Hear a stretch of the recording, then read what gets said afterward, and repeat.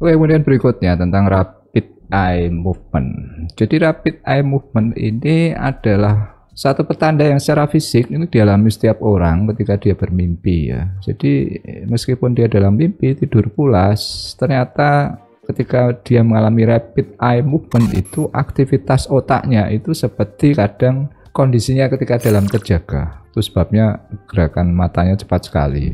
Kalau kemudian di sini ada yang berkomentar itu adalah gejala sleep behavioral disorder, ya saya tidak tahu, mungkin saja. Tapi kalau menyinggung tentang rapid eye movement, ini bagian yang banyak dibahas di luar bagian dari studi tentang gejala-gejala fisik yang terkait orang dalam keadaan tidur.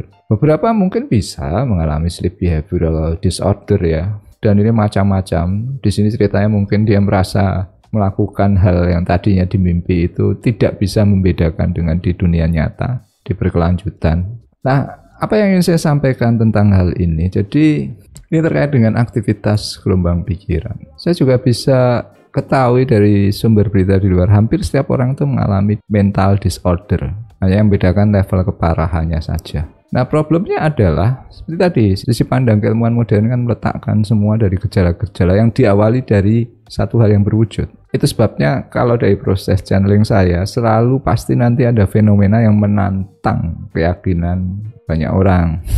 Bagaimana orang itu belajar mengenal bahwa satu-satunya yang sadar itu ya Tuhan, gelombang pikiran itu sendiri. Yang lain hanya menerima itu. Jadi contoh kasus di sini, orang tidak bisa membedakan mimpi dan saat dia bangun. Demikian pula ketika orang itu dalam hidup, dia tidak bisa mengendalikan pikirannya sendiri, terjebak pada keinginan ya, yang melekat, akhirnya dia menderita, dia melakukan tindakan-tindakan yang melawan hukum ya, semua terkait dengan aktivitas pikiran yang gejalanya itu dibaca dari gelombang pikiran.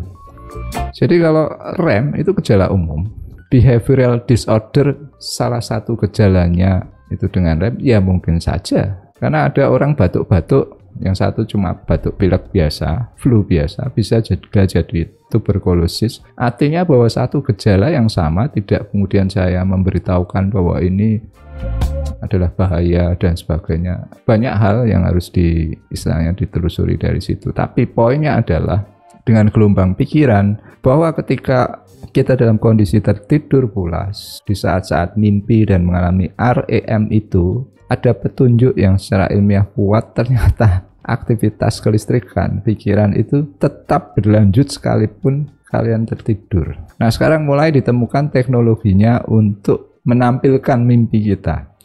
Kalau tidak salah teknologinya sudah ada di Jepang. Jadi mungkin beberapa tahun ke depan kita bisa memanggil mimpi kita sendiri dan menampilkannya di layar.